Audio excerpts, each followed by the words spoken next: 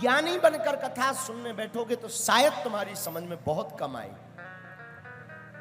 क्योंकि ज्ञानी को समझना बहुत मुश्किल, समझाना बहुत मुश्किल है। ऐसे समझो कोई सो रहा हो, जगाना सरल है, भाई उठो बागेश्वर महाराज आए।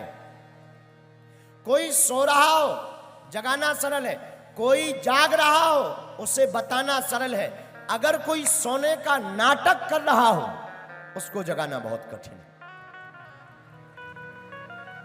कई बार छोटे छोटे बच्चे होते हैं, वो स्कूल उन्हें ना जाना हो ना, तो वो जाग तो रहे होते हैं पर आंख बंद करके पड़ जाते हैं। चिल्लाते रहो वो नहीं सुनते, माँ गाली भी बके नहीं सुनते।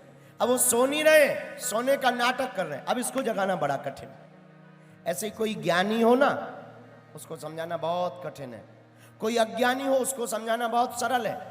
लेकिन एक और आदमी है जिसको और समझाना कठिन है। कोई ज्ञानी हो ना, अज्ञानी अपने आप को मानता ना हो, ऐसे आदमी को समझाना बहुत ही मुश्किल है। इसलिए हम आपको कथा के क्रम में सावधान करें। मेरी आत्माओं, कथा आपको सुननी है पर बहुत सावधानी पूर्वक। हमको ऐसे सुनना है जो हमें मिल रहा वो हमारा सदगुरु हमको बांट रहा है, हमारा गुरु हमको बांट रहा है। हम खाली हैं। ऐसे समझो पानी का बोतल एक भरा हो, एक खाली हो।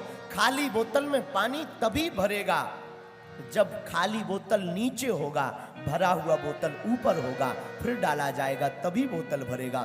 वैसे ही श्रोता और वक्ता होना चाहिए। वक्ता को भक्ति से भरा होना चाहिए, श्रोता को भक्ति के लिए खाली होना चाहिए। फिर सुनो, फिर तुम्हें समझ आएगी।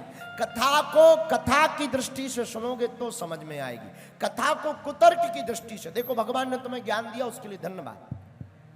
भगवान ने आपको कुछ भी ज्ञान दिया, धन्यवाद। भगवान ने आपको तर्क दिया, धन्यवाद है। भगवान ने आपको कुतर्क भी दिया, धन्यवाद है। पर मैं विनम्र प्रार्थना करूं, भारत में सनातनीय संस्कृति तर्क करना तो योग्य है, कुतर्क करना महामूर्खता है। भगवान की कथा में तो सब कुछ घर छोड़कर आओ, कथा में तो सिर्फ कथा के हो जाओ। अगर आप भ्रम करोगे, संशय करोगे, याद रखना चिंता नहीं, चिंतन करनी चाहिए। आपके अंदर अगर संशय आ गया, औषधि काम नहीं करेगी। आपके अंदर अगर भ्रम आ गया कथा में, तो कथा की दवा काम नहीं करेगी। लेकिन आपके अंदर अगर तुलसीदास जी जैसी शरणागति आ गई, मेरी गाड़ी तेरे हवाले, तू जाने तेरा काम जाने, तो तुम पाओगे कि 5 दिन में तुम इतने बदल गए हो जितना शायद दुनिया का कोई आदमी नहीं बदल पाया।